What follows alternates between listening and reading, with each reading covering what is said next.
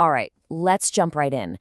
What if our most fundamental drive, our ego, is actually based on a huge logical flaw? Today, we're going to dive into a really powerful argument that says getting past selfishness isn't just about being a good person. It's a logical must-do for our species to survive and, well, get better. So here's the big question we're tackling. Is selfishness, that whole act of putting me first, is it actually built on bad logic? I mean, that's a pretty wild idea, right? But the author we're looking at today, they believe the answer is a huge yes, and they've built this fascinating case to back it up. And this quote right here really gets to the heart of it. The idea is that actively fighting back against our own ego-driven side, well, that's the very thing that pushes humanity forward. It's not just about being nice. It's the engine that lets us get to those big ideals we all seem to agree on, things like justice, compassion, and working together.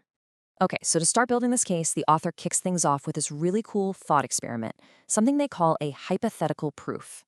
And hey, just a heads up, you totally don't need to have any religious beliefs to follow the logic here. It works either way. So let's walk through it together. The logic here kind of unfolds in 4 simple steps. First, just imagine some being that's infinitely superior to us.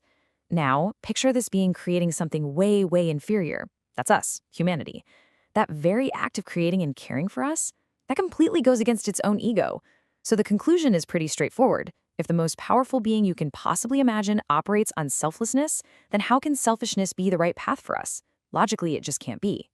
But here's where the argument gets really clever, almost airtight.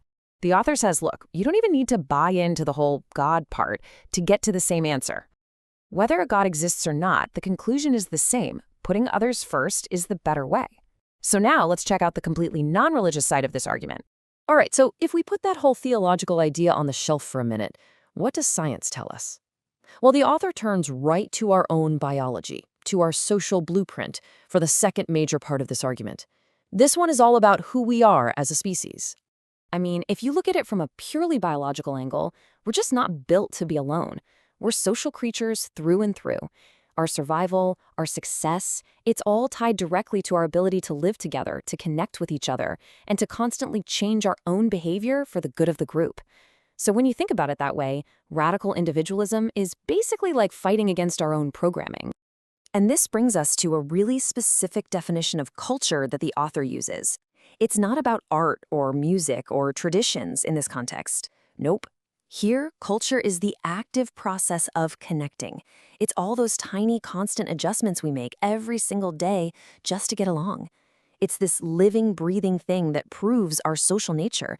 And it's the total opposite of living a life driven by ego. And this is what brings the whole secular argument full circle.